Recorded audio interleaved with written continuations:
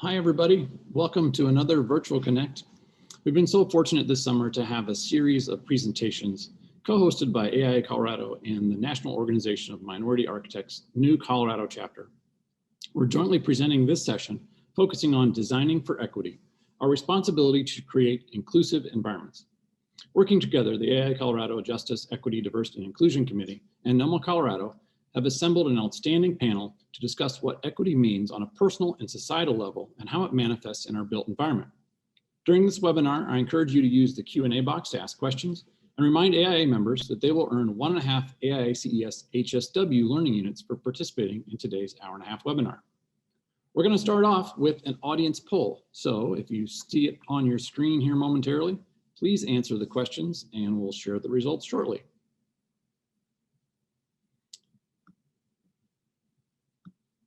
I'm joined today by Kaci Taylor, AIA, NOMA, and architect at Page Sutherland Page, and Patricia Joseph, associate AIA, NOMA, and a designer at Cunningham. Thank you both for being here today. It's always good to see you, and I look forward to the discussion. Likewise. Thanks, Mike. Thank you, Mike. So we wanted to take this time to talk with you guys about equity and what does it mean to build an inclusive and equitable environment. And so we have three fantastic panelists with us to help us in this conversation to really dive into the how. How do we actually do this? We spent the last two webinars discussing why it's important and providing resources into kind of furthering your education. But we really wanted to give you guys information on how we actually implement all that.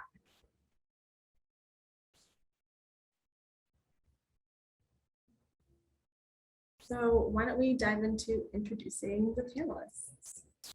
So we'll have our panelists self-introduce, and let's start with Nita Gonzalez. Good afternoon, bienvenidos a todos. I'm Nita Gonzalez. I'm a long-time resident of Denver, born and raised in Denver, Colorado, and also been involved in various community endeavors around justice, social justice and environment and education. For 40 years plus, ran an alternative school for Latinos, for Chicano Mexicanos and Indigenous people. Proud to humbled actually to be asked to be part of this great panel and looking forward to the discussion we'll be having. Thank you, Nita. We're happy to have you. And next, let's have Shalini, Agrawal introduced. I'm on mute, yes. Okay. Hi, everyone. My name is Shalini Agrawal, and I am based in the Bay Area on unceded Ohlone land. I am trained in architecture and have always brought my professional practice to do community engaged practice. And I've been engaging communities in the design process for over 20 years. I am also, and from that experience, I've developed some programs to kind of bridge what it is to do work in communities through a program called Pathways to Equity, which advances equitable practices in architecture and design. And I also am founder of Public Design for Equity, which brings consulting to people in built environment contexts. And I also teach. I'm an associate professor at the California College of Arts, and I'm in the Critical and Ethnic Studies department, where I teach about decoloniality in design and architecture. Wonderful. Thank you, Shalini. And last but not least, Dee Dee Devuyst. Hello, hi everyone. I'm Dee Dee. I'm the acting executive director at Radian. We're a nonprofit architecture and urban planning group, and we work throughout Colorado, but primarily in the Denver metro area. My background is in architecture as well, and we do a lot of technical assistance work supporting community organizations and organizers in the architecture and urban planning space. So sometimes that looks like serving our unhoused neighbors with safe outdoor sites and tiny home villages. Sometimes there's larger affordable housing projects. And sometimes it's very policy oriented with equitable development plans and equity toolkits for community organizations. So I'm super excited to be here. Thank you for having me. Awesome. We're so glad to have you. Okay, so next, we'd like to share some ground rules. NOMA Colorado and AIA Colorado have been working together to help educate one another on some of the vocabulary around discussions that involve equity and diversity and minorities. So to get us started, some of the words you may hear or may be relevant to our discussion today involve words such as unconscious bias or implicit bias. And this is often defined as a prejudice or unsupported judgments in favor or against one thing, person, or group as compared to another in a way that is usually considered unfair. Another word you might hear is microaggression. Microaggressions are the brief and commonplace verbal behavior and environmental indignities, whether intentional or unintentional, that communicate hostility, derogatory or negative racial, gender, sexual orientation, and religious slights and insults to target the person or group, usually marginalized groups. And another word we use, hypervisibility. So the scrutiny based on perceived difference, which is usually misinterpreted as deviance. Another word, intersectionality. This word usually describes the interconnected nature of social categorizations, such as race, class, and gender as they apply to a given individual or group. And respectability politics. It instructs minorities to reinforce through their personal behavior some white notions that racial inequalities persist because of minorities' biological or cultural inferiority. So if you hear these words, we hope that they will resonate a little bit better and hopefully explain the ideas, concepts, statements that we'll be making today. Well, prior to jumping into it, Mike, should we go over or show the survey results? Yeah, that's a great transition point. Thanks for that reminder. So we had 3 questions for our attendees to answer. So I'll just share those. And this is not only for the benefit of today, but for people who might tune into this later and won't be able to see it on their screen if we show it in our YouTube channel for wider distribution. And you're welcome and encouraged to share that with people who might benefit from it as well. So the race and ethnicity question, 13% or 13 total, 76% identify as white, 24% Hispanic or Latinx. So 2 variables there. The gender identity, 24% male, 76% female. And then do you have a long-lasting or ongoing condition that significantly limits one or more of your major life activities? Examples are your ability to see, hear, or speak, to learn, remember, or concentrate. 6% yes, 94% no. So we've been asking these questions as we go through our webinar series, just to get a sense of who's checking in on this and how we can help adapt our content to better serve them. So that's it. Take it away. Great. Thanks, Mike. So diving into it, I think before we can really talk about how we design for equity, it might be good to actually define what equity is. So I'll pose that question to Nita. If you could kind of give a good definition of what that is and how it kind of relates to the work that you do and how you see it in our environment. Thank you for that. So we're all familiar with the discussions, the debates around equity and equality.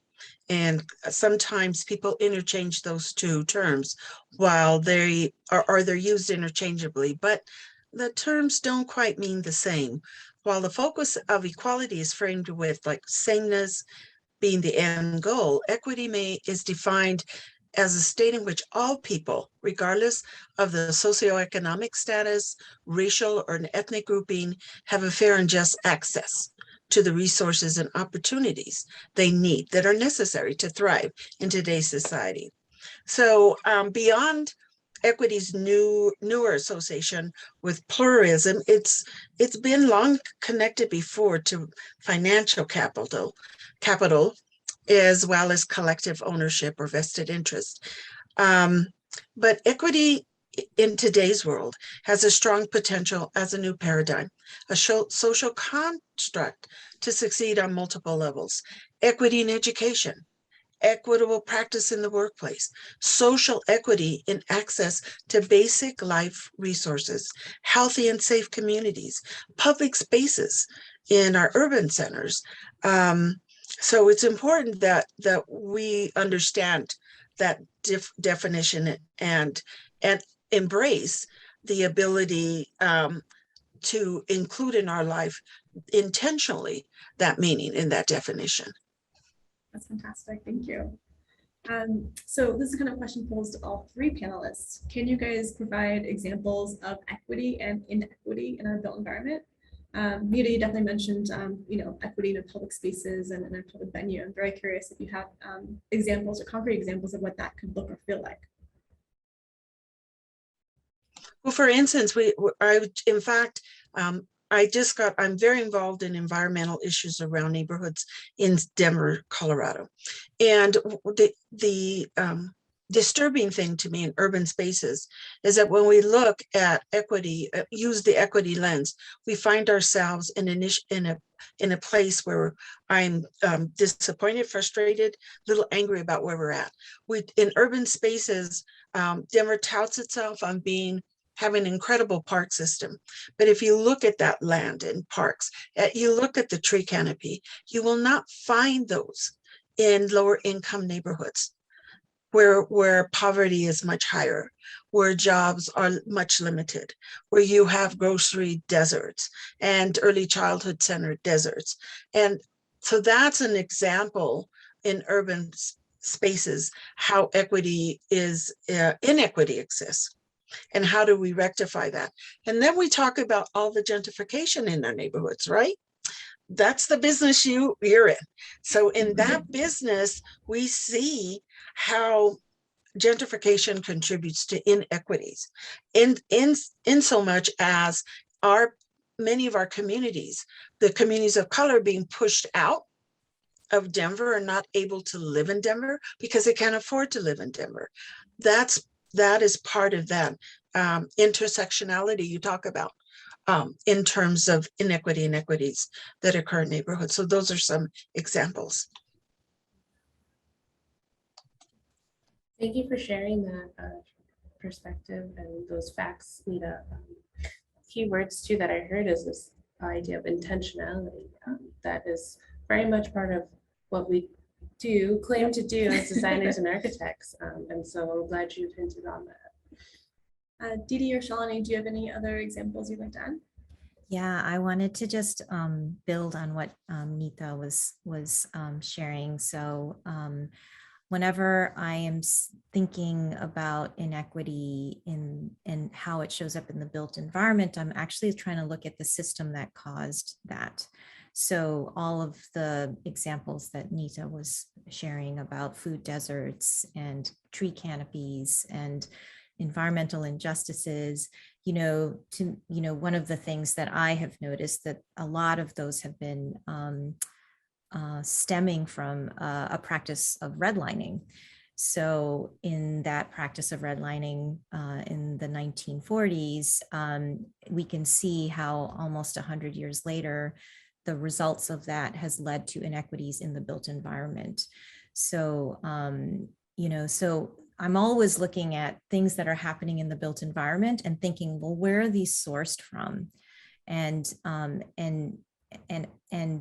what is, because unless we actually address those core systems, we risk perpetuating the same things. Where architects start isn't always at a place, we're not always at the place of maybe built environment decisions that can change a system. We could change it in the site, but very broadly speaking, what is, and that's a question I have for all of us, is like, what is our responsibility when it comes to inequity in the built environment? Are we just literally around the sight lines, or the site, the sites of the property lines, I should say, or is it, something around community well-being? Yeah. I'll add to that as well. So Radian is also, fully acknowledges the role of the built environment in creating inequities and perpetuating inequities. And so it does come back to zoning, policy, all of these sorts of things. And I think one thing that we might touch on, later on is who was making those decisions and why, and who's benefiting from them, and who do they happen at the expense of.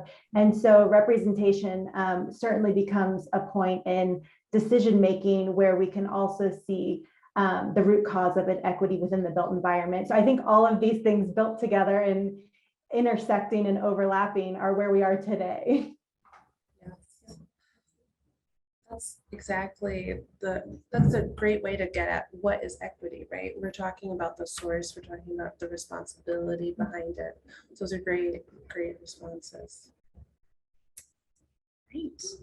Well, I think that kind of leads to a good conversation about, we have all these big social issues as architects that we may not be able to touch on or change when you talk about policy and all of that. But I guess my question for specifically Shalini is kind of, how do we start this process? I personally think it is our responsibility to try to create equitable and inclusive environments. So how would one start doing that? Start with a breath. Big conversation. Take a breath first, honestly. Well, kind of just building on what I was just sharing, systems produce what they're designed to produce. So designing without equity is designing inequity. Like, what we see is not by accident, it's by design. So where do we start, right? Where do we begin when we're all of a sudden kind of faced with this, if you will, we're at the end of a system. Where do we start? How do we start to integrate it into our practices? Well, and again, kind of building on what I said, inequity is systemic. So our approach has to be systemic, and it requires new ways of thinking, knowing, and doing. So it's, again, like I would argue that the tools that we are both taught in school and practiced in our profession aren't really equipping us for these systemic issues. Not to say that we don't think about it, but I think it's okay for us to say we don't know how to do this. And I think that's the first step is an awareness to recognize that sometimes solving problems such as people experiencing homelessness, the answer is not can be in new homes, right? It can be, but what are the barriers, right, before that? So it's having, I think for myself, it's been a real systems thinking approach. And just, yes, we are hired to do certain projects in certain ways, but I encourage you all to start to be curious and ask questions. And again, recognize that this is not, this is an unconscious bias. We are not really trained, if you will, to note it, to design, to address, to solve all of these issues through architecture. So like, one of the most powerful things that I always talk about is pausing, is actually slowing down. And so it's kind of half joking, half serious about taking a breath. When something doesn't feel right to you, that to me is an indication that maybe you just should stop for a moment. If you're noticing things like we're talking about the community and there's no community members in the room, that's where you start, right? So I actually think it's very doable. It's creating space in your thinking and your process to, in fact, think about the things we haven't been thinking about, right? So recognizing that this is not inherently built into the way we do business. So how do you start to make space for that? And you can find different ways in which to do it. I have found, I actually, there's a practice called the equity pause that I have been incorporating into meetings, and I will hold a whole meeting that's about pausing our process at certain moments in the process. And it's a place for people who maybe have a concern or a question to actually air that with no other intention other than to just make space for listening, not to solve it. Right. So again, we are also designed to solve problems, but to really just let these things, to air them out, to literally give them space, like thinking about spatial design. I always am thinking about not just spatial design, physical, but people and conversations and questions and concerns, right? Like if you think about that as giving space for that, like how do we literally design space for that as well? I just want to highlight some of these awesome things you shared. Really impactful, and I feel like it resonated with me. I'm sure it's resonating with a lot of people. What we see is not by accident, it's by design. That is very much so a statement of accountability, right? Because as designers, architects, that's part of the job, that's our responsibility, that's the output, that's the product. So thank you so much. I've written that down and quoted you. And then also, I really appreciate the kind of, you were giving us steps almost of how do we start. I think highlighting, making space for listening is huge. We are long-winded sometimes, so listening is important. Yes, Anita. I just want to also, I think it's very important in any work that's being done in any profession right now. We are talking about how in the intentionality of opening that space or that work to be more diverse. Why is it that we don't have as many architects of color, designers of color, builders of color? And that has also been very intentional, that we have been, that's not a pathway that generally we encourage or we are encouraged to take. And I think when we do that, then in the built environment, you lose that perspective, that diversity, diverse perspective and diverse representation that is reflecting this rapidly changing demographic. We first need to recognize it is changing, people. If you always have to be conscious of the demographic change and shifts going on in our neighborhoods, in our communities, in our country, but also diversity of thinking. That's important to have people open to that, whether you are trained as an architect or not.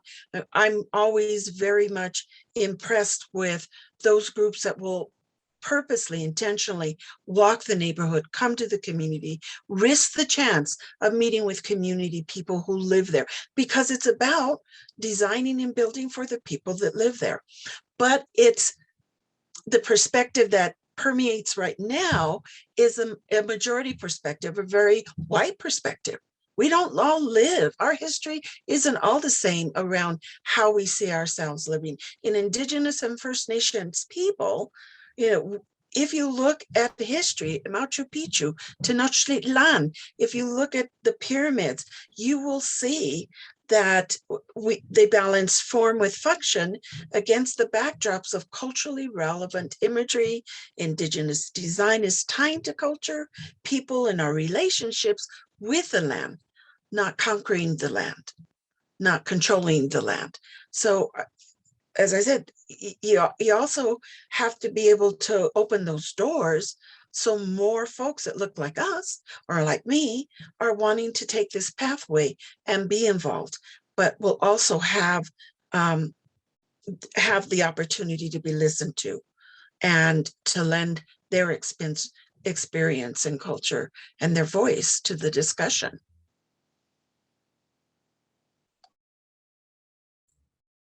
Exactly. And Nita, if I could, I am so happy you brought the community perspective to us. Can I press you more to give us an idea of currently what is the community's response, feelings towards our current situations here in Colorado and specifically Denver? I'm confident in when I say this because I hear from people all the time, from neighborhood associations that I sit on or groups that we go to. Of course, the whole issue around lack of affordable housing so people can stay living in Denver. But then also what is starting to replace those traditional neighborhoods in Northwest Denver. I live here 40 something years, and I'm seeing houses scraped and replaced with what I call I find very box-like housing that is more conducive to packing more people in to one space rather than working with the space and the people together. And I think that's the anger and frustration people feel in Denver neighborhoods right now. Yeah, But they're not brought to the table. For instance, Tennyson. I don't know how many know Tennyson. It's like revitalized, has all kinds of housing now. It's got new businesses. No one did a shadow study on Tennyson. So they built these huge, 5 to 6 story buildings that have never been there and wondered why they couldn't get rid of the ice on the street all winter long. Because no one said, oh, wait, we're creating a tunnel and we're creating this space. And those are the things community sees. You live in your neighborhood, you're interacting. It's precious to you in various ways in your children. And then you see it bit by bit being replaced by design and architecture that to me is offensive, quite frankly. Absolutely.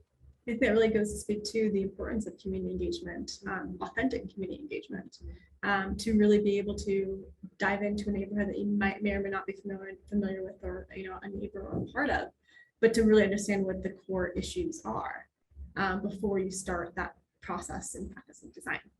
And I think that kind of leads to a really good topic about, as an architect, as a designer, how do you show up to do this work? I'll point that to you, Dee Dee. And Shalini. Yeah, thank you. Yeah, I just think this is such a great and important conversation, and I just love hearing from everyone. Just I individually and Radian as an organization have been going on a journey and talking about this, and we've been doing work in community for a long time, and that has changed and evolved and adapted in response to what we're hearing in community. And it's fascinating because I think one of the biggest things that a designer can do is really just question and challenge themselves. And, I think it's what is the role of a designer who is designing something in a place they do not live and work in, and what is the role of the community in shaping their own environment. And so really just starting to ask those questions. I think designers can sometimes feel very entitled. As I went through design school, I am an expert, this is the best practice, rather than creating a space that isn't even going to be inhabited by that designer. So for Radian and for myself, I just really think the first thing a designer can do is really work on the individual level, learn and relearn, read, listen, observe, and just kind of take a step back, kind of like Shalini was saying. Really what she's saying is so subversive to our systems, to take a pause, to slow down, to listen. All these passive things that we're recommending are not incentivized or encouraged by office culture, organizational systems, financial systems. They're actually very hard to do and convince your leaders to support. Of like, we need to slow down, we need to take a pause, we need to listen. And they're like, we have deadlines, we have budgets. So it's really actually very subversive to change a system and an organization and a culture to relearn individually and then operationalize what you're learning into a system that you're a part of and that you perpetuate as far as a firm or an organization. So the first thing I would say as a role of a designer, I know there's a lot of really cool design things out there like universal design and inclusive design, and I love all of those things, but I think the core has to be relearning history, relearning root cause issues, and then bringing that to the table at your firm and having those conversations of what, systemic barriers exist in an organization that prevent people from actually doing what they're learning. Exactly. That's exactly it, Dee Dee. We have to acknowledge, our ties, our presence, our influences. That's exactly it. That's awesome.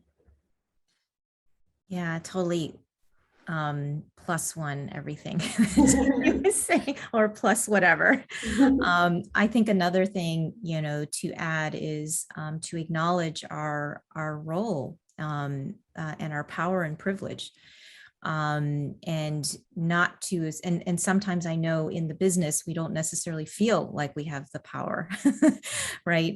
Given where we are perhaps in the development process. However, we are a representation of that to people who are not familiar with, the process. And it's, I'll give you a small story about how this became really apparent to me, where I was doing a community design workshop, and I was walking in a school, and it was to co-design their outdoor play space. And I walked over to the table, and I had a roll of drawings, with the plan of the school, and I had my markers and all that. And I started to set up in the room, and this parent saw me from across the room and marched right over to me. And she said to me,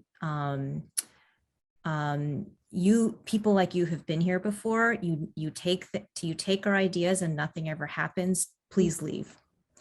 And so I had to acknowledge that she wasn't attacking me, but she was attacking the architect before me who had not followed through with a promise to incorporate their voice in the design.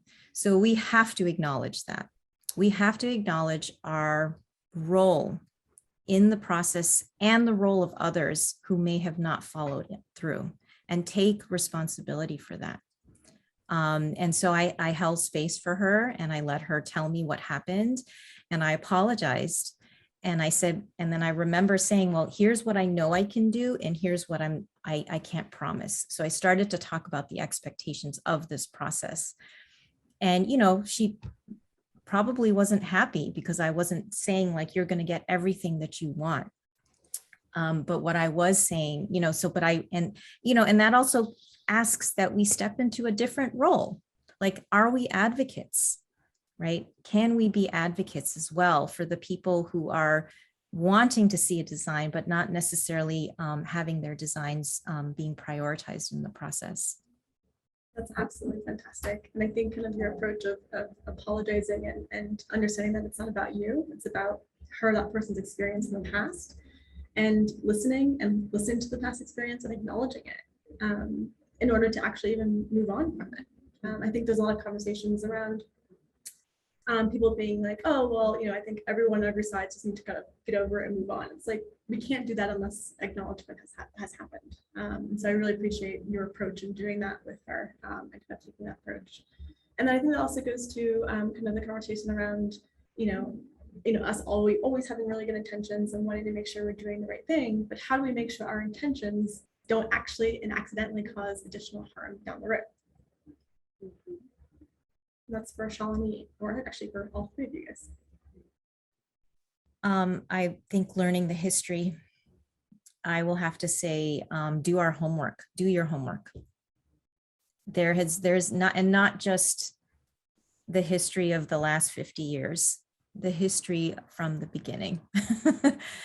And being able to see where the built environment, planning and gentrification and investment and disinvestment have played a part in what is happening. And I will also say that, also language is another thing that I would, we have such coded language for when we talk about housing for people of color, right? We say affordable housing. we say durable materials. Right. So like we have to really be hold ourselves accountable. Like why, let's kind of, there's a lot of, it's a very complex thing. And I will say I'm still in the beginnings of learning all this. But the more I notice, and that's kind of why the act of noticing and stopping and pausing, the more I notice, right? So I keep noticing things. But yeah, what was the question? I'm sorry. It was basically, how do we make sure that we're doing this work intentionally that won't actually cause harm down the road? So I think we all have positive intentions and want to do really good for other people, but if we're not coming at it in the right way, it would actually make it worse. Yeah, and I think like being really open to the history and listening, also acknowledging that our system is benefits a few people and not all, and that it might cause harm. I actually really truly believe in the power of listening. Listening is actually a restorative practice. It's a healing practice. A lot of communities haven't actually really have their voices heard, really, right? And so like my example of this, this person saying, get out of my community, right? Because it's a response, it's recognizing that there has been harm done. And we aren't, and if we are going to come in and do our process, our status quo process, we risk compounding that harm, that distrust, that disbelief that nothing's going to really help unless we actually make space. And then, recognizing that our systems aren't designed to do that. Right, we live on deadlines. We are kind of completely motivated. We're driven. Our whole system's about deadlines. So, yeah. So I don't have a good answer. I mean, I have an answer, but I think it's like recognizing that the way things are not necessarily benefiting the people who need to benefit. And so like, what are some small things that we might consider? And it takes, I always love to tell architects and designers, you are trained to be creative problem solvers. So this feels like a really hard thing, and it is, but you are trained to think of creative ways in which to work around challenges. Right. So I invite you to actually lean into that and know that that's a skill that you bring, that many other people who are dealing with inequity in their systems, like I think, there's so many, aren't necessarily maybe trained with this mindset of creative problem solving.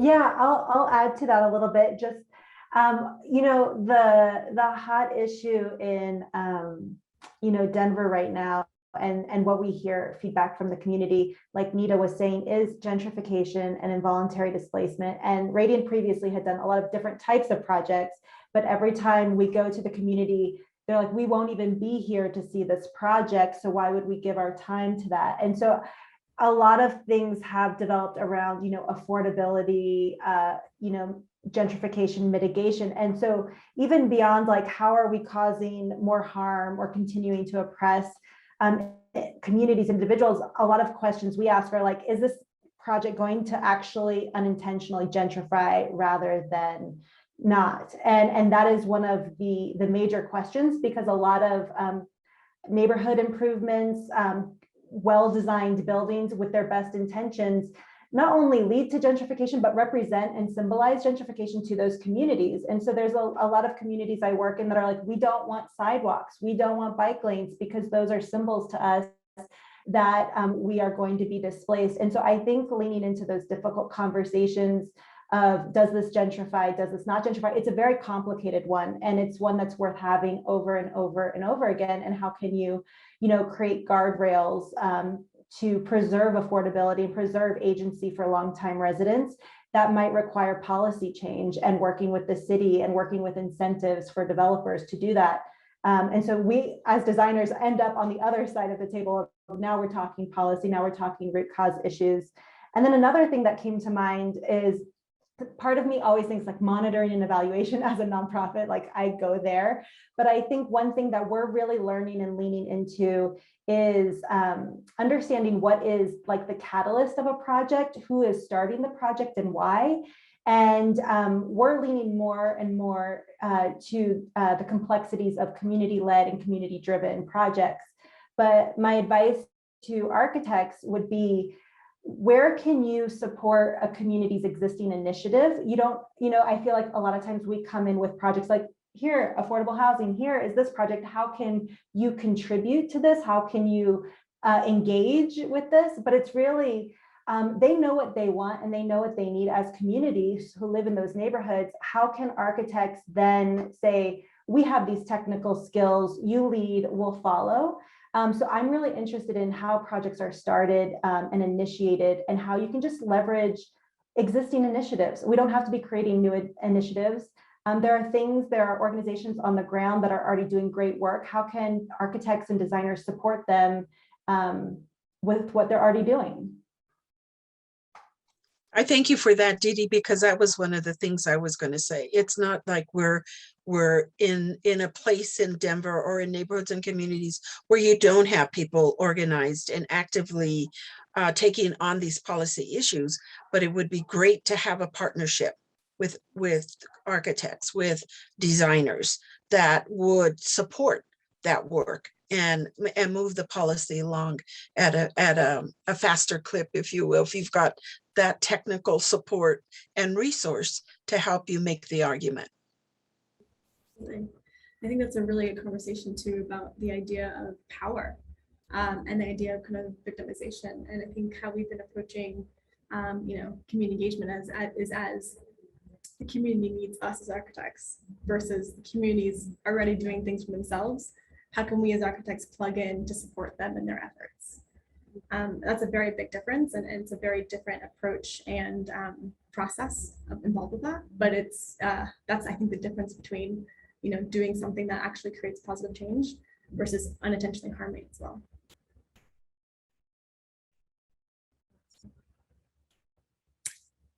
Well, should we go on to the next part?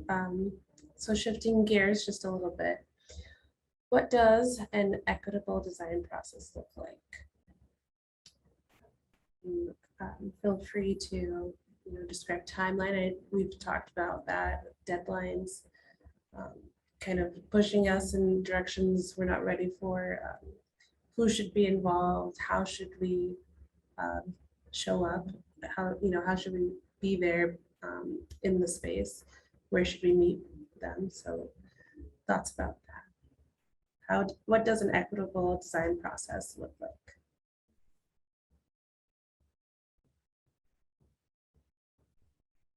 And that is for everyone.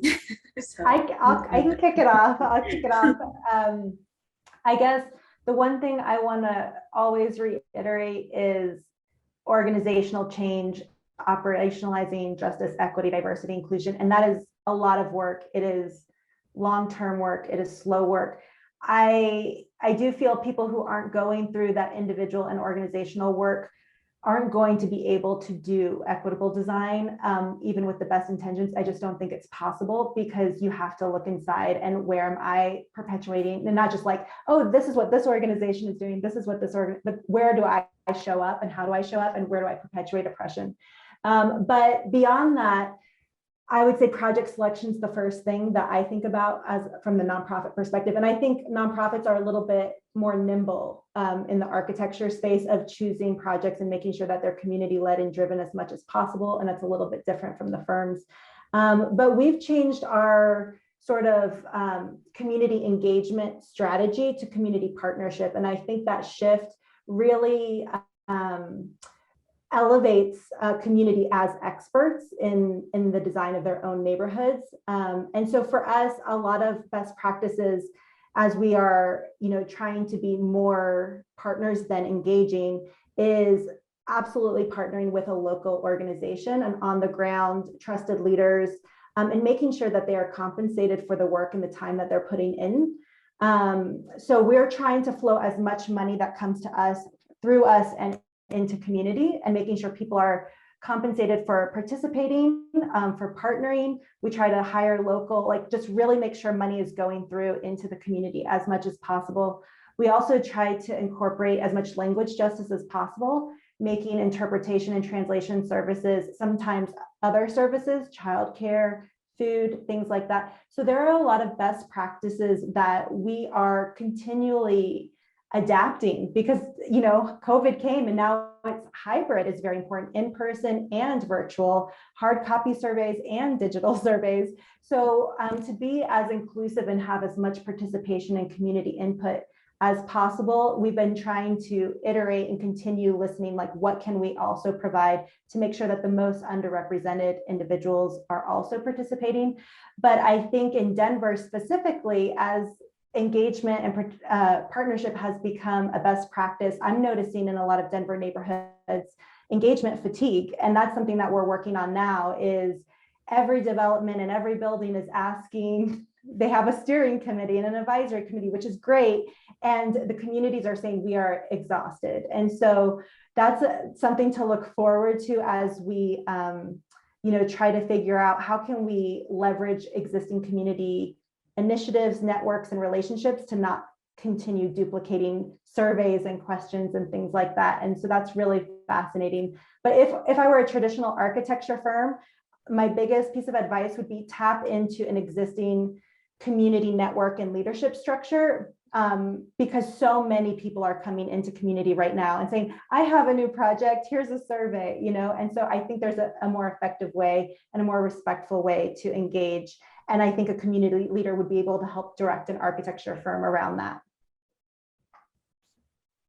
And I also agree with all of that. And it really, when Dee Dee was talking, I was really thinking about, an equitable design process will look different for every community, right? Equity by definition means that everyone's getting what they need. So it's going to be slightly different. But one of the things definitely that I focus on in the program, in the program Pathways to Equity is moving from transactional to relational. So starting to think about building relationships.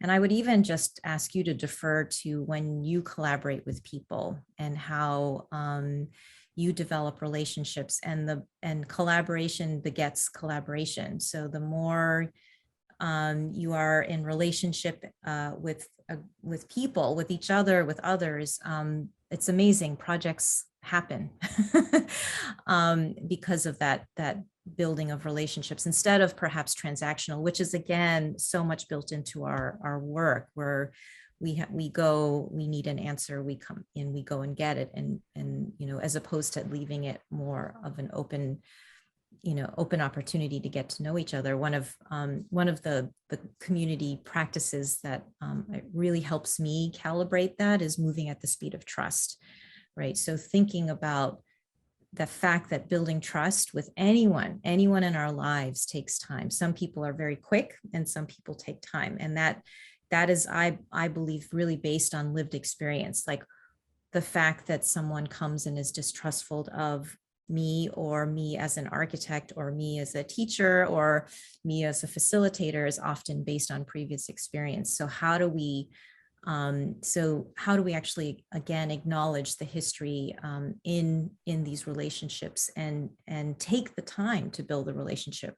So that to me is so core, is having an approach of relationship building as opposed to transactional approaches. That's great. That makes me really curious about how do you accomplish these steps, these suggestions in your own practice? What are some examples you can share with us? I love to cook and bake, so I bring food. We should have had That's for real. For real. I mean, it's a really, so how am I authentically showing up into a community? Mm-hmm. So authentic self of me is someone who really likes to bake and cook. Why should I, if I'm going as a guest to someone's community, the same way I would be a guest and a friend, I would come not empty-handed. And quite frankly, that's pretty cultural for both And it's very First cultural. Nation and And there's for no me. community meeting that happens anywhere where I go where we have Chicano, Mexicano, or Indigenous people where you do not have food. You just don't. You Well, don't and host any meeting to do that. exactly. So, And it's also very cultural for me as well, right? So I'm being authentic to who I am in me, just not as a designer or anything else, but me as in me. And so I find, and maybe you bring something that someone doesn't like or can't eat, but the intention behind it is that it's coming from a place of authenticity. And so like, yeah, I literally, that's how I start. And, what are the things that really, what are the things where you are really truly yourself? And that's to me a great starting place. That's awesome. Let's break bread, right? Break bread with those you're going to work with. That's beautiful. Dee Dee, Nita, any ways that, or any practical, tangible experiences that you use in your design process? I love that Shalini brought up that it is relational and not transactional. And I think for, a lot of organizations or firms that are working in Denver, we all have reputations with communities. Word gets around, and because we're all doing work here, I think every project is a chance to, build that relationship and knowing that it is long-term in each neighborhood that we work in. And so I think that was just really great advice. And also on the long term, not on the short term of like, this is the project and now the project is done. But probably, an organization will be working in that neighborhood again, and they'll remember who you are and they'll remember what your reputation is, and word does spread. So I think, really thinking about the long-term relation and the impact, and showing like when you've been responsive, when they've given you feedback and you've actually implemented, when you've changed a path. And I do see that a lot. We partner a lot with architecture firms, and sometimes they bring us on and they're like, we want the community to like choose the paint color of the facade or choose a mural. And it's like, that's actually offensive. At this point, there needs to be more involvement, programmatic input, those sorts of things. How is this project going to serve the community long-term? And so I think, really avoiding those superficial pitfalls of like, we're doing community engagement and they can only give input on this, but also when they have given you their time and their input, how did you respond? Did you respond? Did the project reflect the input that they gave? Because that really will determine whether that community can work with you again or not. Right. well, and I think Dee Dee just outlined basically some of the stuff I would say, except that that it's also important to know the history, and not just in the last 5 years, Right. but also it's also important to take the time to get to know the community. And that doesn't mean just throwing a meeting together, having some food and hope they all come and will speak out. It means you going out. I mean, how much do you know about the community? So I had a friend who is an architect and a developer in Northwest Denver, and grew up in North Denver. So he was very familiar with the area, but moved away and now was coming back to do other projects. And I challenged him. I said, well, it's really changed a lot. How much do you know it's changed? So he did his own walking tour of the area. He met neighbors. He went into grocery stores. I had never seen that. So he kind of shocked me that he did it. And secondly, he listened, took notes, looked at the architecture in the community. So the buildings he ended up buying to develop, he kept them. He just renovated them inside. And he has successful businesses in there, and the community supports him. But he took the time to do that. And so, and it's also the other thing, he did something I've never seen architects do either, but maybe they do, Dee Dee, maybe they do, I don't know. But he actually hired community, and he called them his community resource people. And that they had been there a long time. They knew everybody. He hired two, a male and female, who would go out and do, pull the meetings together and knew who to tap to bring to talk about what he wanted to do. He paid community to be a resource. He didn't just ask him, come volunteer and give me you're getting paid, but you know what, as an architect, but the community isn't, but they're giving you all the information you need. So you have to resource community. They're all working folk, and they deserve to have that. So whenever I'm at a point where whenever I contract with people to do community engagement, I'm saying, okay, what do you got available to stipend people to come? They've got to pay babysitters, or they've got to do, what they got to transport. No, I'm sorry. You need to support that. You really want to have community engagement, then put your money where your mouth is. Thank you, Nita. That's exactly what we need to hear. Thank you. And I don't know, I haven't had the opportunity to work on a project that someone from the community was hired. So that's a great example to share with us. So looking into our next set of questions. And we've kind of touched on this one, and just in case anyone else wants to add, how to inclusively engage the public and give people the agency to be part of the project. So we've touched on that a bit, and if anyone else wants to add specific examples in Denver, please do so.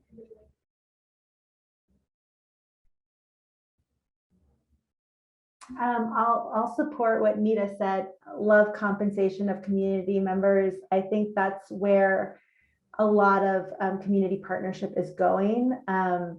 There's not only an organization you might partner with or an organizer, but there are also community navigators in a lot of communities that really make sure that the most vulnerable or underheard, underrepresented community members get heard.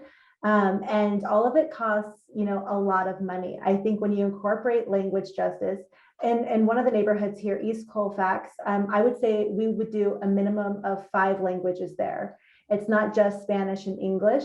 And so when you're having interpreters, translators, community navigators, making sure your partners are compensated just as you are, it becomes expensive fast. And so one thing that we're communicating to our either clients or foundations is like, this is what is standard, this is what is necessary. And if all community groups stand together and do that, and are like, we are not engaging community without this level of funding that we can put out into the community, I think there is a major change that is happening there. And like I said before, respecting the existing networks, understanding there are power structures and leadership structures, and that we are just one more outsider asking for engagement. And so letting them decide what is appropriate, because there's so much engagement fatigue, and how to leverage different things at one time, and really respecting those existing structures, I think can go a long way. Yes, do you want to? Yeah, I think we just got one question that's actually relevant to kind of what Dee you're mentioning. The question came from Lisa Rice. Seems like Zoom meetings would be a way to get the community to attend meetings easier. Have you had good success with that? Probably Dee Dee can, we haven't. If you're really talking about a community that's been not listened to, not heard, disenfranchised, they don't even have access to Zoom. There is what's called the divide, right? The digital divide, which is a real thing in Denver, in inner city. I still can't get over that. An example is Denver Public Schools is trying to recapture kids they lost during the pandemic because they couldn't do Zoom, they couldn't do Google Meets, they weren't online. They've lost thousands of children that got disconnected because of the digital divide. But do I say it couldn't be used? Yes, it is a good tool if you organize it right. So what example would be, as Regis is looking at redeveloping Federal and all of it, it's got 52 acres of land between Denver and Adams, and trying to look at how they do that. They wanted meetings with people, but it was Zoom. So what I got them to do is get one of their big classroom, and socially distance people, even our houseless relatives on federal gain. And of course we had food, that was important. And they did Zoom, they Zoomed them. They had the technology to do it, to have several people on, in this one classroom do that and have conversation. But it wasn't because they're going to be able to get on Zoom like you and I can. And I'll be frank, even I struggled with Zoom at first. I live with it now. I don't like it, but it's what I do, right? We do it. Other people that struggle with it as well. It's not a technology they're comfortable with or they have access to very well. There are parts of Northwest Denver, I always have to apologize in one of the older parts and say, I might lose you, but I'll come back on. Or I'll turn the video off because otherwise I will lose you. So there's a reality too, right? With gentrification, they upgraded certain areas of the city that they have all these wonderful benefits and access, and there's still other, Chaffee Park, Sunnyside, Gloville, Erie, Swansea, who don't have that upgrade. So no, it doesn't always work. It is a good tool if you can find a way to help get some support with that technology. Yeah, and I can speak a little to my experience. It's interesting because it increased participation by certain individuals and then decreased in participation by others. And so, especially when we're talking about how we are trying to partner with those who are most underrepresented, the digital divide becomes a really hot topic. And I mean, sometimes for parents who have internet access and they have kids and they can't get childcare or they can't get on the bus across town, it's made night meetings for me personally a lot easier, because I'm like, oh, instead of driving across town, I'm able to go to more meetings. And the digital divide is absolutely real. We just did a project called the RNO Equity Toolkit, and that was with registered neighborhood organizations, and we hired community navigators to reach out in different communities to learn more about what they knew. And internet access came up time and time again. And so the way we're looking forward is probably the way everybody's looking forward, to be honest, organizations and communities, where it has to be hybrid, because there are advantages and disadvantages to both. And you're trying to, tailor your services to people who experience different circumstances. Nobody's a monolith, that sort of thing. And so I think for us, we will be doing in person, we'll still be doing on the phone, we'll be doing virtual. And that again makes it more expensive, having the technology set up to accommodate hybrid and in person and with language justice. There were a lot of Zoom calls where we had 5 interpreters doing a lot of language, and it was just like that in person and on hybrid. It's just a really fascinating world for us to be in. And I know a lot of organizations are trying to figure that out internally. And then how it affects community partnership is also just really, really interesting. So I think we're looking forward to a very interesting and complex future of hybridity from now on, to be inclusive. But I mean, I'm optimistic about it. I think we can do it. Awesome. Yes, thank you so much for those honest answers, and that look into how much time, money, and energy is really involved to making it work, and that we should be going those lengths, because that's going to get us closer to a better equitable solution. And going those lengths in the beginning. No, Yes. we're looking at think ups. Yes. Oh my goodness, yes. Great. Well, I think we're kind of at the part in our panel we are wanted to open up more for Q&A. So all of you guys participating, listening in, feel free to send us some of your questions and we'll get them answered. And in the meantime, if anyone else, Dee Dee, Shalini, or Anita, have any other comments or examples that you want to share, feel free to jump right in.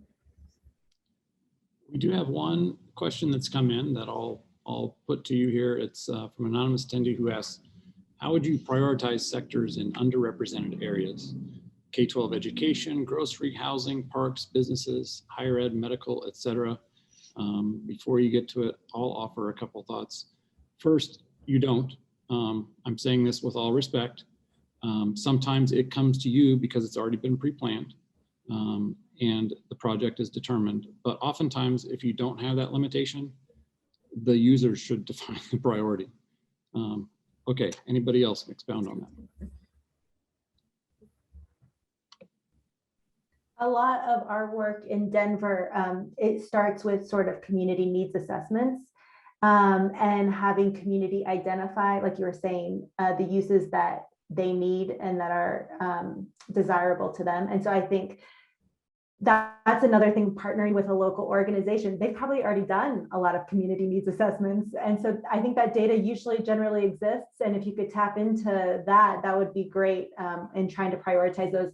A lot of our work is what we call community serving uses or community identified uses. So it does overlap with food access, education, housing, all those sorts of things, but first informed and identified by the residents themselves.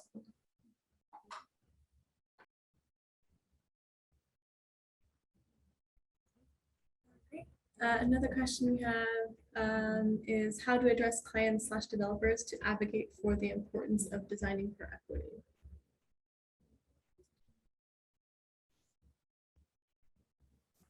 That's one that is something that has been coming up for for me, and where I've been equipping architects, designers, planners with this knowledge, right, that around the importance of doing it. And that will come up. And, it's interesting, equity is like double the amount of work. So it's not just the work that we do for ourselves, but it's the work we have to do for others who have never had that work done for them. And that means potentially educating your client and your developer. I truly believe that it's about better outcomes too. It leads to more sustainable projects, more community ownership, more community participation, more, all the things that we say are important to a project. It can happen. It's just changing the mindset, right? So again, like we're thinking that the bottom line is what, where we go backwards from the bottom line, but actually, can we actually change where that line is? And really start to think about, well, how do we actually invest in the community and towards all of these other markers of a quote unquote good project, right? So I think it's also taking the time to tell a developer or client that this is a better approach. You will have a better project. I will add that some of the people who are reaching out to me are architecture firms that are saying that their clients are asking them, how are you dealing with equity? And so that they as a firm aren't prepared for this. It's not just having, a few folks of color in their firm. It's how are they shifting their practices towards more equitable community engagement, especially firms that are doing affordable housing. I'm speaking specifically around a firm that actually has reached out to us and kind of, they were held accountable by their clients saying that you don't understand our mission for our community. So I will also say I'm hearing that now that some clients are becoming more, pointed about, like, you as an architect need to also understand what that is to bring that into your process.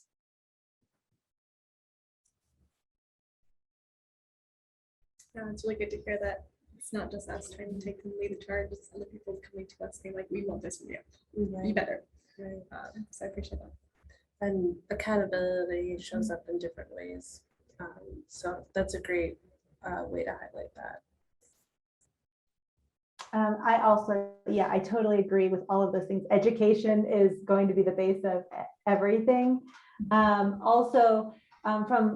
what I've seen, also there are policies and mechanisms and those sorts of things. So I did want to mention, I know what's happening in Denver. We have community benefits agreements sometimes, which is a tool between the community and developers. As communities become more organized, more unified, I feel like they're more vocal now than ever. There's a lot of positive reception to that in Denver. And so I think a lot of developers are, just looking at projects and being like, we not only want to serve the community, but I'm not sure of the intentions, but they definitely want community buy-in. They don't want problems. And so community benefits agreements are popping up in a few of the neighborhoods.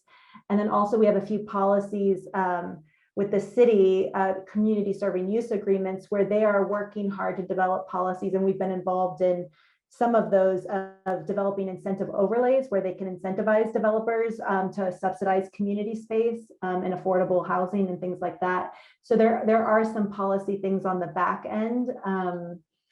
And yeah, other than that, I think education is where we're all going. For us, it's funders, foundations, and letting them know this is what we're hearing on the ground, and this is what has to change financially for us to be able to do this work.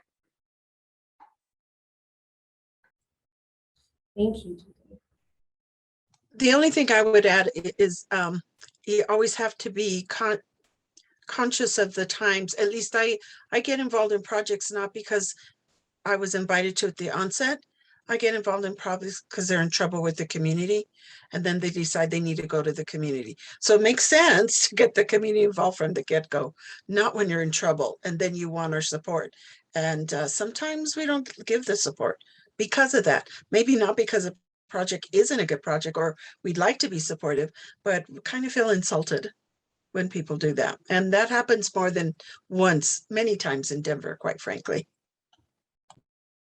Yep. Oof, okay. So next question in the chat, we might try to answer live. Given the systemic inequities that start with the economic market forces, lending practices, and the ultimate land development profit motives, what kind of policy changes need to be implemented? And who is best suited to lead this charge?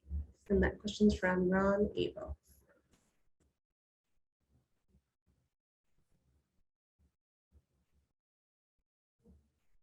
It's a good question. Shalini, would you like to try? Yeah, thank you for bringing that up, and I really appreciate the question because it talks about the systemic nature of the problem, and yeah, and I read these kind of questions or think about these things, and I get really overwhelmed. And it's okay, right? It's okay, and I'm always reminded that, right, that's the way it is because there are few people that are going to benefit, right? It's designed to benefit a few people. Some and other people might benefit along the way, but if we're a capitalistic society. So when I'm thinking about root causes, I'm like, that's capitalism, right? And I'm not saying that it's a bad thing, but I'm like, well, this is a result of that, right? And all of our processes and policies have been really focused on benefiting the people with the profit motives, right? So how do you start? I mean, that's kind of what I was saying earlier is like, if you know this now, then I feel like you have to act. I feel like you have to try to figure it out. And I mean, there are, I love the example of CBAs. Like where in the process can you start to leverage, or change or change something. Look at your budget with a different eye. Look at the timeline, right? Like it unfortunately, we're not taught to do this. So it's unfortunately, you have to learn to unlearn, right? So look at the project timeline, process, milestones, pre-engagement, post-engagement, all of that, right? And see where there might be some opportunities. Like, I've been doing this for so long that there was zero money for engaging communities. So I remember talking to I think the architect, who was saying, we're going to take all the landscaping budget and move it to community engagement. And we'll, so like there were creative ways in thinking about how funds could get shifted. And it takes your lens and expertise to think about like, where are those areas? And, changing the whole system, I think to me, it's about policy, right? I think a lot of it is like, how do we actually change the policies? And it's hard because that means that someone's got to give up some power and money. And yeah, I mean, that's potentially another talk, but yeah, I'm again kind of saying like, how can you take your expertise and your familiarity with what the process is now and start to identify where there are opportunities to make a change? Thank you, Shalini. Anyone else? Yeah, I agree. Policy. We started out as designers and we end up in policy every single time in every single project. So policy is really a big deal. And that's something that everybody influences, and educating yourself, educating your friends and your neighbors. Denver is very polarized. We have a lot of neighborhoods that push back on every kind of community serving project we have. And I think a lot of people who are in this work are neighbors to them or are friends to them. And so talking to your neighbors and your friends about, the individual journeys that you might be going on, or the relearning or the learning to unlearn, I think is important. So beyond policy, though, I'm really super interested in organizational change. And I think we have a lot of power and influence in our own organizations and a lot of voices. And so I'm interested, especially as this younger generation becomes more and more decision makers and moving to the top and being able to reset organizations. I think making that part of an organization's mission or vision or values and making sure it's a metric of success and really integrating and figuring out how internally can you incentivize these behaviors, because the whole system is working against it. And so you have to really educate yourself, stand strong, and make change in your organization. And I know there's a lot of young architects out there who want to do really great and meaningful work and feel like they aren't able. And so I would encourage, sometimes that means starting your own thing. Sometimes that means making it to the top and then creating change from there. But I think there's a lot of internal change that private firms can do as well. And thank you so much, Dee. Another thing that you reminded me of is the behavior change. And it's and I always look at like small examples, like, so for instance, like I live in the Bay Area, but recycling is such a part of our culture now, right? So not too long ago, everything was going into one place, but it became a policy and it became a practice and a mindset, right? So it was many different things. I think, like, I also look at the ADA, right? Like the fact that that's a policy. We have to design for accessibility. And now it's a mindset. Like the dimensions, I believe, are probably all memorized, right? And we don't even think twice about it. But that, how could we do that around JEDI principles, right? Where, it is federal law to make things accessible, like literally, with mobility. Like imagine if that was for people. I would also just add to that Dee Dee and Shalia, you just expressed everything that I would, but I would always remember that unfortunately, your particular business is always siloed. And so it's breaking out of the silo.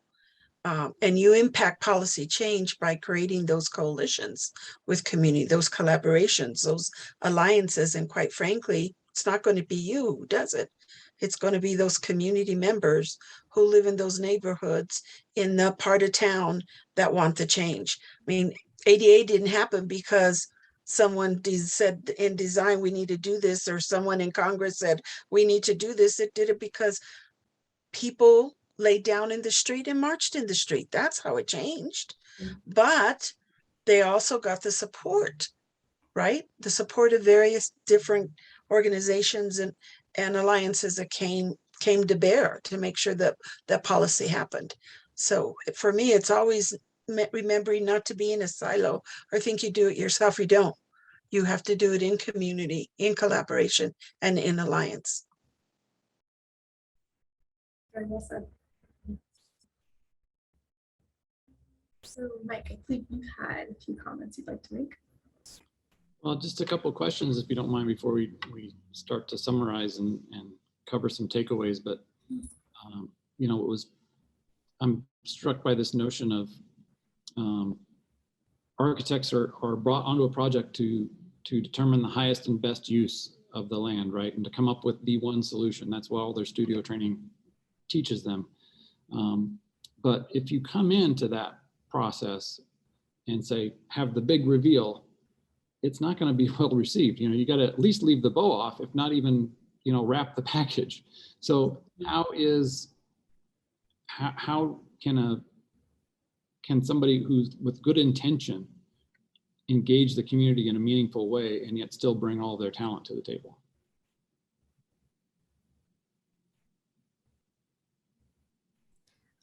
I see it as connected. I don't see them as separate. I actually think that big reveal becomes even a celebration. Yeah, I don't see them as an either or. I agree. It's always an and for me. Well, speaking of either ors and binary choices, and if they're false or not, there's the notion of build it or buy it, right? So we can either invest in our internal organizational culture, we can insource this with our own people, or we can outsource it, find a partner or collaborator. Is it that choice? Because I think everybody has to be honest about what credibility they will have in a project.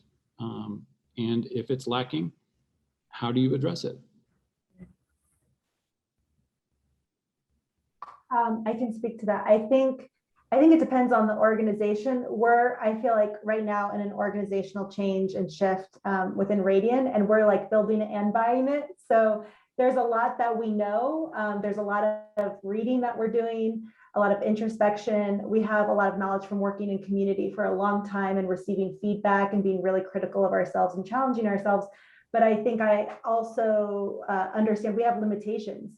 There are certain biases that I can't, overcome. And so we are hiring a Jedi, or we have hired a Jedi consultant to lead us through that journey to see things that maybe I have a blind spot in, or our team has a blind spot in. And so I think there's a lot of work and resources internally, especially with so many people doing this internal learning on their own. But I would encourage you to also hire out as well, because there's only so much you can do on your own, and acknowledging your weaknesses is really important. So it would be exciting for any firm to go on that journey. We've really just started and have really enjoyed it and appreciated it. And I think we've already learned a lot, and we have a long way to go. So it'll be good. And the last question I want to ask gets back to something that was mentioned really early in the presentation by Dr. Gonzalez, and that was about gentrification. And so that seems to be, there's a dynamic tension between having access to parks, shops, groceries, childcare, health clinic, amenities. The lack of that is disinvestment, but it's also affordability. You bring these things in, and the presence of those amenities equals complete neighborhoods and also gentrification. So how do you start to solve a problem that seems to feed on itself? Well, I think my co-panelists have said it's not easy. It's very complicated. It's pretty messy too, on top of everything else. I don't think there's one answer to it. I surely don't have the answer to it. But what I have experienced in certain neighborhoods, when you have policies that commit to keeping people in their homes. For instance, in Westwood, they have now a project project that funds current homeowners in Westwood who are either seniors or low income, working class. They have a project to fund ADUs for them. to build an ADU to give them more income, and to help keep people their people at home, their seniors, to live in the community still by doing this. And it's had a rough and rocky start. It's part of Denver Housing Authority, is a partner with the city on this, but they're now beginning to make those changes. So I don't know if there's any one answer, Mike. I think it's fairly complex, but I am very confident and hopeful that when we come together and we come together based on an equity lens and a social justice lens, that we can make the changes we need to have exactly that. So who says you can't, for instance, in Westwood, they redid Morrison Road. They have now coffee shops and little small tienditas. And I mean, that's investing in that community. And it's not been gentrified at the rate that other places have been, because they put money into helping the community get the things they need in their own community. So it can be done. Like I said, it's not easy, it's complicated, it's messy, and not everyone always agrees either. But it's amazing to me when I go to about 4 of my friends who have their houses in Westwood, they are building their ADU to keep their seniors, their grandparents in their home, or their mom and dad, so they don't move anywhere. I wish we would have had that thinking in North Denver. I mean, there are many in North Denver that kick themselves right now for selling their house and leaving, and have to live in Thornton and get on I-25 and come into Denver to work. I mean, I know y'all have been in I-25 North. I'm telling you, if I can avoid it, I do. Oh, and that's the other issue we don't deal with, is transportation. Because if we could build a transportation that meets the needs of people throughout the community, not just that get on a train and leave, you know, but our transportation is horrendous in Denver. We just don't have it. So, and a lot of people have to rely on it, or in the bus, sometimes an hour to get to work and back. That's the transportation design that needs some help. But as I said, it's not easy, but it can be done. I always believe that you have to have equity mindfulness, that you are always going to work at things with that, from that lens, to make those changes, Mike. So I'm seeing it in Westwood in a small way. What if that could have happened across the city, and we wouldn't have displaced as many of our citizens as we have? You have teachers, firemen, entry-level firefighters, nurses who cannot live in the very city that they work in and want to. That's the other issue. I've been fighting a long time for workforce housing, but we're struggling with that one as well. So Dee Dee, if you have any ideas. I love that you mentioned that. We're actually working with West Denver Renaissance Collaborative on the continuation of the ADU project, so we can connect afterwards. They actually, you know, hit a policy barrier, so we're going to be working on a white paper with them to create change there. Good. Yeah. And I live in Chaffee Park, and Amanda Sandoval, God bless her, did that change for the whole neighborhood, so we don't have to pay that, you know, zoning fee of $1,000 if you want to build an ADU. And now they're bringing in the Renaissance project to talk to us about supporting people who want to do ADUs and stay in their neighborhoods. My goal is, how do we keep people we now have there? How do we do that? We can't afford to lose anymore, and then tout that we're a diversity, because we won't be. Well, let's have a session on that in person and make sure that we get some of Shalini's food brought to that one. I just want to offer some takeaways and things that were prompted, just observing and being in the room in a sense with your conversation and trying to absorb all this insight. And I'm kind of a nerd, so I do it with quotes. And I'll start with Ryan Coogler, who's a filmmaker. He's probably best known for Black Panther, and he was asked how that became such a wide commercial success when it took a number of years before he could get it green lighted, because it was seen as a niche product with a small audience. The two things he said were you got to have your toughest critics in-house because that's going to make the product better no matter what you're building. And the other thing he said is if you can make something work for people who have low interest, expectations, or engagement, the people who are most interested, expectant, and engaged will already be there and come along. So I think there's a lesson there for how we engage with people in communities. Another one is the author John Tyson said, compassion is the sympathetic consciousness of others' distress together with the desire to alleviate it. So when you talk about the lens of social justice, that kind of sums it up for me. You know, if you're figuring out how do I put that lens on, you know, put that quote on your mirror and think about that. And then finally, Edward Deming, who was, you know, certainly a cog in the capitalist wheel for manufacturers, said every system is perfectly designed to produce the results that it gets. If you don't like the results, this is not him saying it, this is now me. If you don't like the results, you have to ask what needs to change in the system.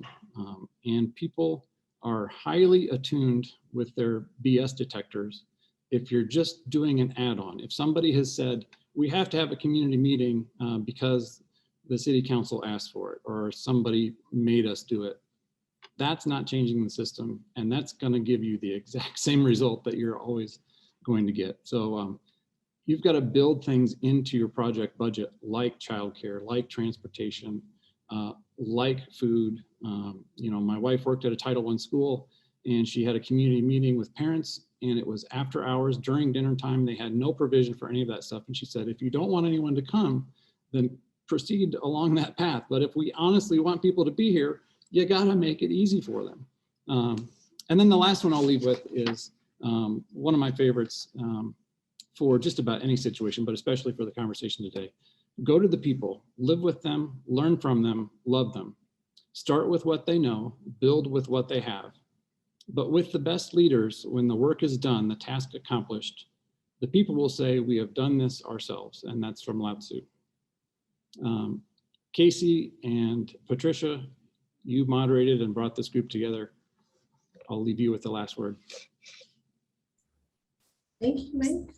Yeah, thank you, Mike. I mean, I think I'm just very grateful for all of you guys here on the panel, all of you guys joining at home from work to be a part of this fantastic and incredibly important conversation. So thank you, Dee Dee, Nita, and Shalini for willing to participate. I very much personally appreciate it. Yes. Thank you for very honest, rich perspectives of, you know, Denver and Colorado and your practices. I think it's definitely leaving all of us some points of introspection, some moments where, as Mike said, we can look in the mirror and ask ourselves some questions. And I feel very encouraged to be accountable and to show accountability and just take a lot of these suggestions forward. Absolutely, absolutely. Thank you so much Thank for you, your guys. time. Thank you. Thank you so much. Really nice to Thank great you. conversation. Thank you. Great job, everybody. We'll see you at the next one. Have a great week. Hi, guys.